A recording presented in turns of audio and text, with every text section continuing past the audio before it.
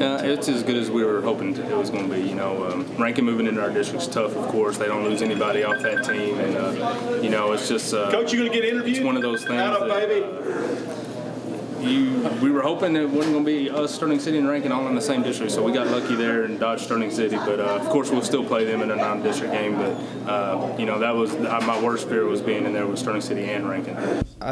It's always hard to predict, but I felt like we could go one of two ways. But of course, I didn't expect it to be the way it ended up being. But I thought there was a good chance Garden City might end up in our district, and that's a big rival for us and a great tradition of great games we have with them. So that was something I thought could happen.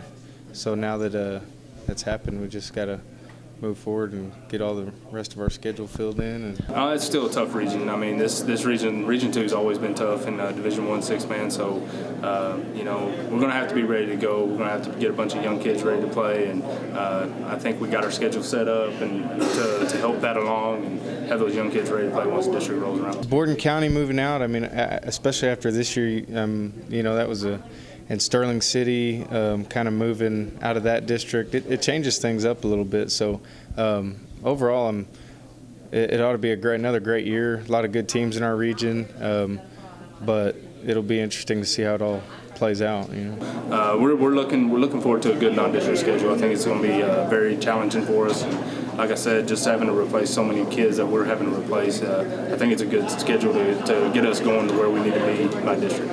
Yeah, we still have a lot of work to do, but it's comforting knowing a bunch of these guys are coming back. Again, that junior class we have this year, I've been with them for a while now, and so we've always been very excited about that group and the mix of kids we have, even below them and ahead of them, our seniors that are finishing up the year. But it's pretty fun to think about a lot of your playmakers that you're still going to have next year. And at this point, knowing the system and being in the system for a while now, you don't have to spend near as much time installing and teaching. They know it all. So.